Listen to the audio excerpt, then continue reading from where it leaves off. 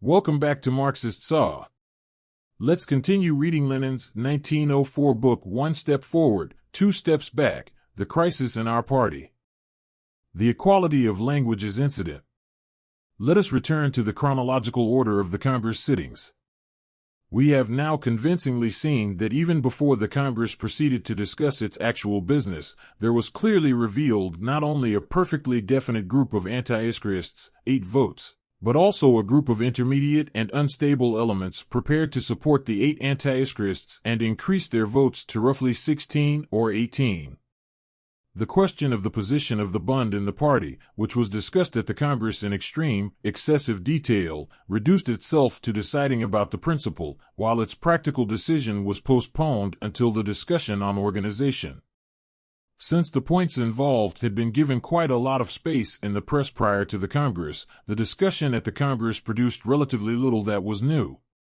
It must, however, be mentioned that the supporters of Rabakai Diallo, Martinov, Akamov, and Brucker, while agreeing with Martov's resolution, made the reservation that they found it inadequate and disagreed with the conclusions drawn from it. Pages 69, 73, 83, and 86. After discussing the position of the Bund, the Congress passed on to the program. This discussion centered mainly around amendments of detail which present but slight interest. The opposition of the anti-Iskrists on matters of principle found expression only in Comrade Martinov's onslaught on the famous presentation of the question of spontaneity and consciousness. Martinov was, of course, backed by the Bundists and Rabakai Dialloists to a man. The unsoundness of his objections was pointed out, among others, by Martov and Plekhanov. It should be noted as a curiosity that the Iskra editorial board, on second thoughts, apparently, have now gone over to Martinov's side and are saying the opposite of what they said at the Congress. Presumably, this is in accordance with the celebrated principle of continuity. It only remains for us to wait until the editorial board have thoroughly cleared up the question and explained to us just how far they agree with Martinov, on what points exactly, and since when. Meanwhile, we only ask, has anyone ever seen a party organ whose editorial board said after a Congress the very opposite of what they had said at the Congress? Passing over the arguments about the adoption of Iskra as the central organ, we dealt with that above, and the beginning of the debate on the rules, which it will be more convenient to examine in connection with the whole discussion of the rules. Let us consider the shades of principle revealed during the discussion of the program. First of all, let us note one detail of a highly characteristic nature, namely, the debate on proportional representation. Comrade Igorov of Yezhny Rabaki advocated the inclusion of this point in the program, and did so in a way that called forth the justified remark from Posadovsky, an Iskrist of the minority, that there was a serious difference of opinion. There can be no doubt, said Comrade Posadovsky, that we do not agree on the following fundamental question: should we subordinate our future policy to certain fundamental democratic principles and attribute absolute value to them? Or should all democratic principles be exclusively subordinated to the interests of our party? I am decidedly in favor of the latter. Plekhanov fully associated himself with Posadovsky, objecting in even more definite and emphatic terms to the absolute value of democratic principles and to regarding them abstractly. Hypothetically, he said, a case is conceivable where we Social Democrats would oppose universal suffrage. There was a time when the bourgeoisie of the Italian republics deprived members of the nobility of political rights. The revolutionary proletariat may restrict the political rights of the upper classes in the same way as the upper classes used to restrict its political rights. Plekhanov's speech was greeted with applause and hissing, and when Plekhanov protested against somebody's Zwischenruf, you should not hiss, and told the comrades not to restrain their demonstrations, Comrade Igorov got up and said, "Since such speeches call forth applause, I am obliged to hiss." Together with Comrade Goldblatt, a Bund delegate, Comrade Igorov challenged the views of Posadovsky and Plekhanov.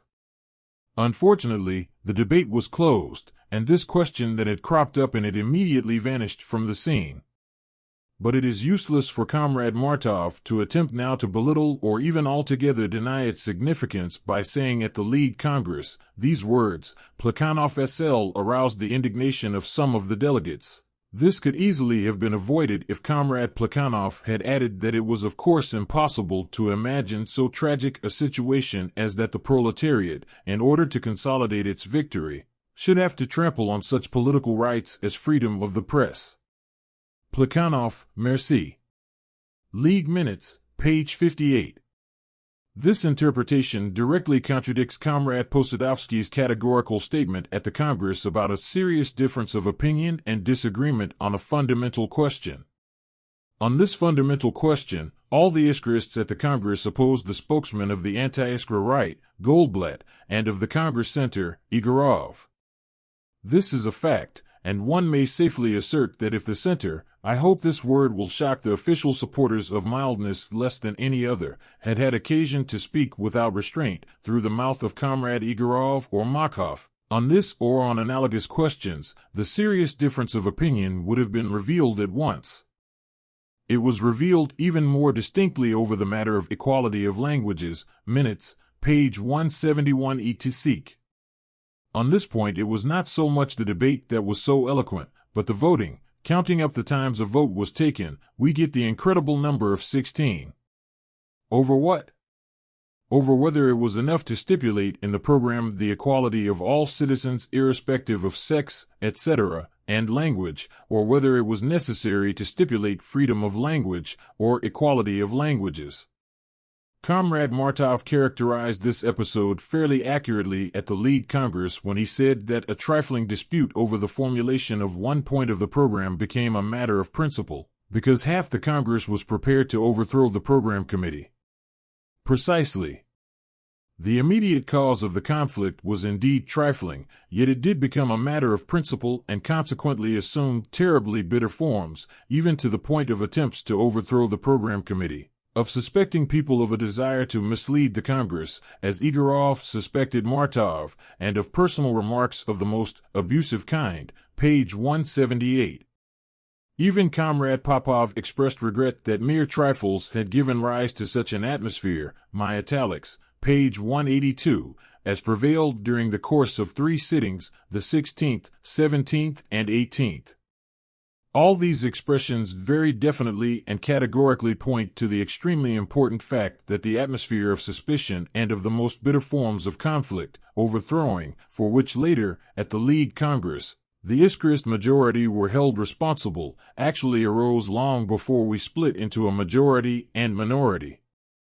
I repeat, this is a fact of enormous importance, a fundamental fact, and failure to understand it leads a great many people to very thoughtless conclusions about the majority at the end of the Congress having been artificial.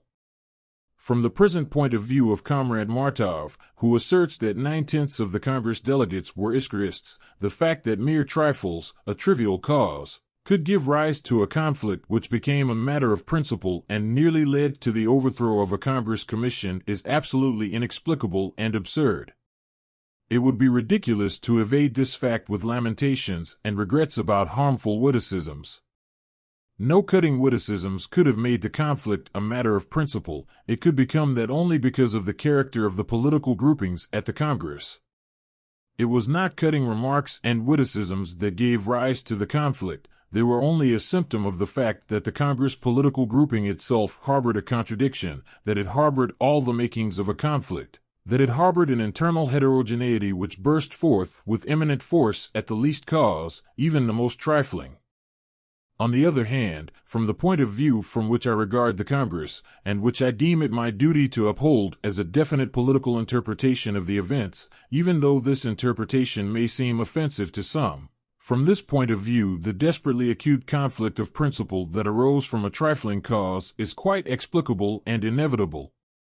Since a struggle between the Iskrists and the anti-Iskrists went on all the time at our Congress, since between them stood unstable elements, and since the latter, together with the anti-Iskrists, controlled 1/3 of the votes, 8 plus 10 is equal to 18, out of 51, according to my calculation, an approximate one, of course, It is perfectly clear and natural that any falling away from the Iskraists of even a small minority created the possibility of a victory for the anti-Iskra trend and therefore evoked a frenzied struggle. This was not the result of improper cutting remarks and attacks, but of the political combination. It was not cutting remarks that gave rise to the political conflict. It was the existence of a political conflict in the very grouping at the Congress that gave rise to cutting remarks and attacks. This contrast expresses the cardinal disagreement in principle between Martov and myself in appraising the political significance of the Congress and its results. In all, there were during the Congress 3 major cases of a small number of Iskraists falling away from the majority over the equality of languages question, over paragraph 1 of the rules, and over the elections. And in all 3 cases a fierce struggle ensued, finally leading to the severe crisis we have in the party today. For a political understanding of this crisis and this struggle, we must not confine ourselves to phrases about the impermissibility of witticisms, but must examine the political grouping of the shades that clashed at the Congress. The equality of languages incident is therefore doubly interesting as far as ascertaining the causes of the divergence is concerned, for here Martov still was, an Iskraist and fought the anti-Iskraists and the center harder perhaps than anybody else. The war opened with an argument between Comrade Martov and Comrade Lieber, the leader of the Bundists, pages 171-72. Martov argued that the demand for equality of citizens was enough. Freedom of language was rejected, but equality of languages was forthwith proposed, and Comrade Igorov joined Lieber in the fray. Martov declared that it was fetishism when speakers insist that nationalities are equal and transfer inequality to the sphere of language, whereas the question should be examined from just the opposite angle. Inequality of nationalities exists, and one of its expressions is that people belonging to certain nations are deprived of the right to use their mother tongue, page 172. Their Martov was absolutely right. The totally baseless attempt of Lieber and Igorov to insist on the correctness of their formulation and make out that we were unwilling or unable to uphold the principle of equality of nationalities was indeed a sort of fetishism. Actually, they were, like fetish worshippers, defending the word and not the principle, acting not from fear of committing an error of principle, but from fear of what people might say. This shaky mentality, what if others blame us for this? Which we already noted in connection with the organizing committee incident, was quite clearly displayed here by our entire center. Another of its spokesmen, the mining area delegate Lvov, who stood close to Yezhny Rabaki, declared that the question of the suppression of languages which has been raised by the border districts is a very serious one. It is important to include a point on language in our program and thus obviate any possibility of the Social Democrats being suspected of Russifying tendencies. A remarkable explanation of the seriousness of the question. It is very serious because possible suspicions on the part of the border districts must be obviated. The speaker says absolutely nothing on the substance of the question. He does not rebut the charge of fetishism but entirely confirms it, for he shows a complete lack of arguments of his own and merely talks about what the border districts may say. Everything they may say will be untrue is told. But instead of examining whether it is true or not, he replies, they may suspect. Such a presentation of the question, coupled with the claim that it is serious and important, does indeed raise an issue of principle, but by no means the one the Liebers, Igorovs, and Lvovs would discern in it. The principle involved is, should we leave it to the organizations and members of the party to apply the general and fundamental theses of the program to their specific conditions, and to develop them for the purpose of such application, or are we, merely out of fear of suspicion, to fill the program with petty details, minutiae, repetitions, and casuistry? The principle involved is, how can Social Democrats discern, suspect, and a fight against casuistry and attempt to restrict elementary democratic rights and liberties? When are we going to wean ourselves at last from this fetishist worship of casuistry? That was the thought that occurred to us when watching this struggle over languages. The grouping of the delegates in this struggle is made particularly clear by the abundant roll call votes. There were as many as 3.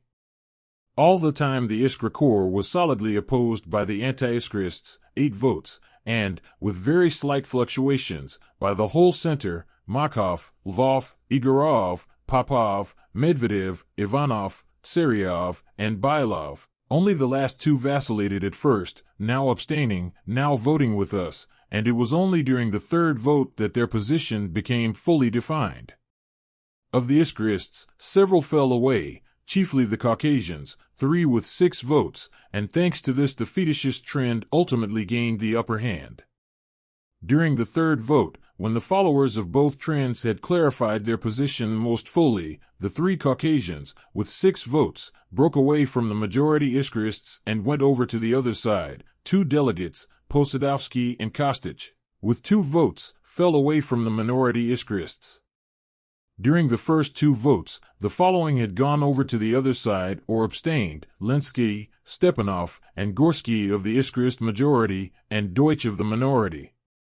The falling away of 8 Iskra-ist votes, out of a total of 33, gave the superiority to the coalition of the anti-Iskra-ists and the unstable elements.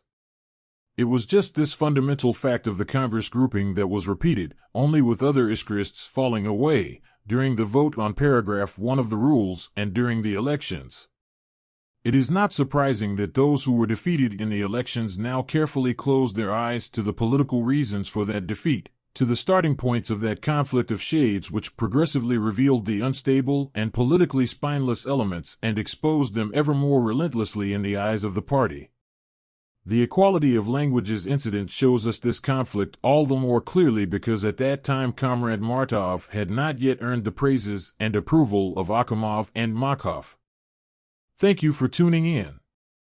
If you thought this was helpful, please follow Marxist Saw on YouTube, Facebook, and Twitter for more texts like this one.